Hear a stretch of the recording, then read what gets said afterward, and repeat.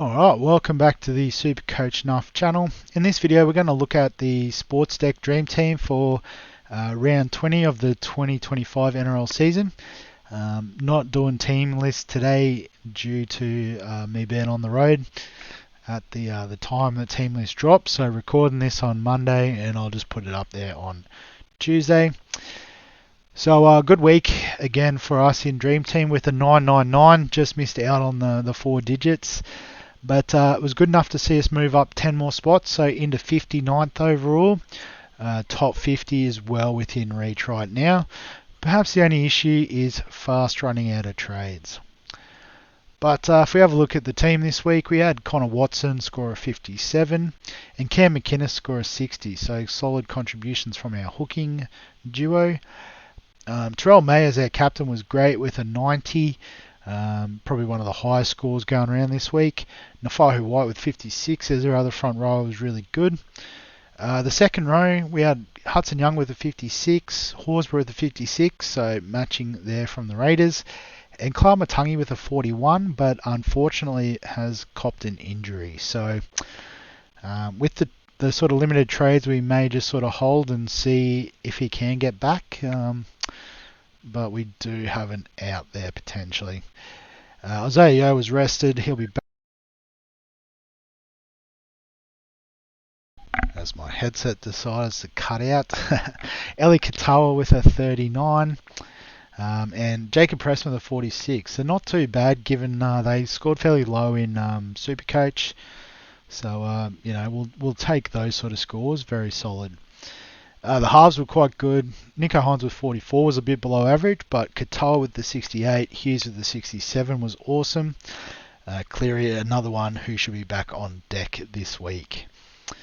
In the centres, Ruben Garrick with a 39, Kiros with a 54, so some nice scores there. And Purdy with a 36 on the bench wasn't the worst score going around. Wing fullbacks, we had Teddy with a 29 and Nwangani Tawase with just a 17. So a couple of poor performances from the Roosters, but they'll bounce back hopefully. Jaden Campbell we brought back into the team with Latrell's injury, so a 54 from him was solid. But we could have maybe kept a trade up our sleeve. Jed Stewart scored well with 59 and probably would have even taken Fletcher Hunt's 30. But Herbie Farnworth with a 53 was a nice return as well, but he is on the bye this week. In terms of the game day matchups, so a good win over Leonard's team. I think I had Leonard in one of the Supercoach leagues as well, so there you go. But just having a look at the score and the team may have sort of let this one slide. Handy VC though on Terrell May, getting him a double score on that. But the top score this week was Shoab with a 1076, and basically a bit like Supercoach, the key was captaining Dylan Edwards. A 124 from Dylan, double that is happy days. So other than that, had Terrell May as well, and then just solid scores across the board, nothing under 40 except for these ones down here. So great week for Shoab. In terms of the players and how they went, so Dylan Edwards obviously top scored. Lemuelu almost cracked the ton with a 99. Blake Brayley's gone massive again with a 90. So a 5-round average of 77 is pretty good. 82 for Taylor May on debut. So, mid-price sort of option. Obviously the dual position is the nice part.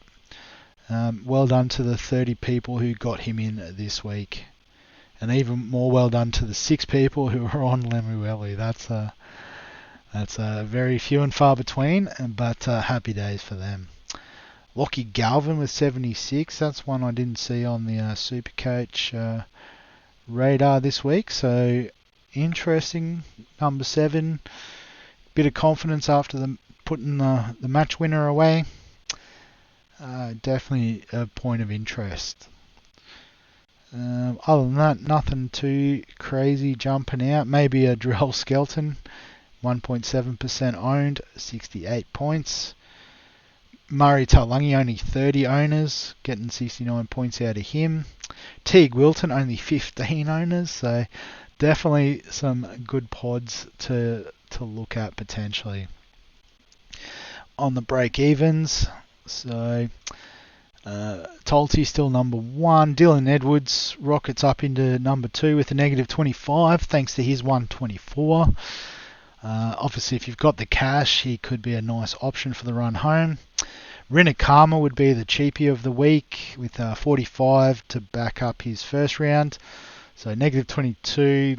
Obviously, I've already got a couple of cheapish wing fullbacks. I don't really have the trades to cash out. KO Weeks just scoring the 40, so he's got one more sort of week of growth before you decide what to do there.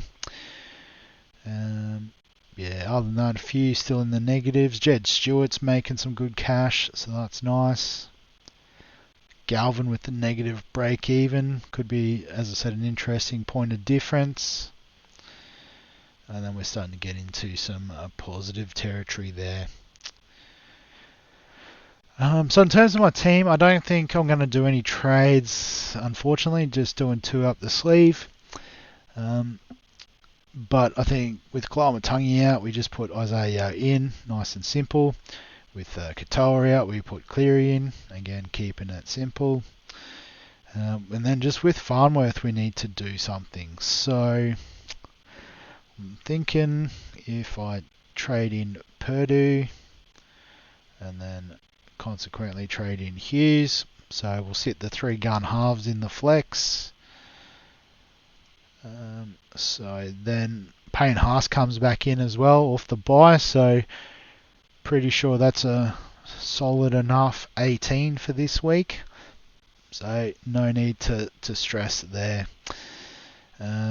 Just in terms of the matchups. So Nafahu White plays early. Payne Haas plays pretty early too. So do we want to put him on field? Can swing Horsburgh around.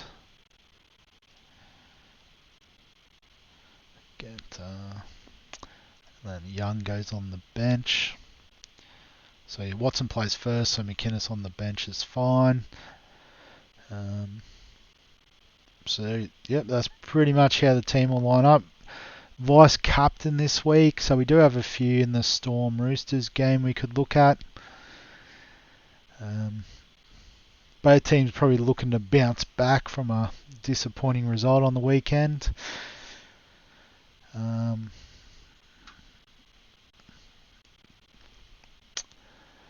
Not too sure, to be honest.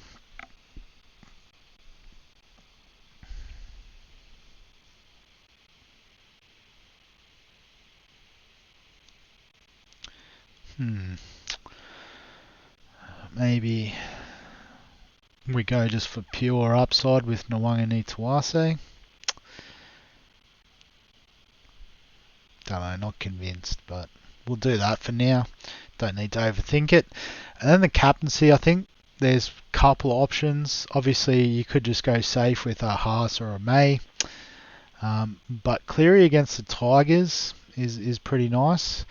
But I want to go Heinz, looking at his matchup against South. Unfortunately, just decimated by injury. So it could be a bit of a fill-up there for Nico. Obviously, it'd be nice if it was the other way around. You could VC Hines if he was playing a bit earlier into someone like a Cleary would be nice. But that's not how it always shakes out. So we're going to go a bit different at the moment. I might chicken out and go back to a Cleary or something. We'll just see how the week shakes out. But yeah, we'll get that one done nice and quick. So, as always, if you've got any questions, comments, thoughts, feel free to add them below this video. Give us a like if you enjoy the Dream Team content, or if you want the teams list back next week, I'll accept a like for that as well. Subscribe for all the fantasy sports content on the channel, and other than that, we'll catch you in the next one.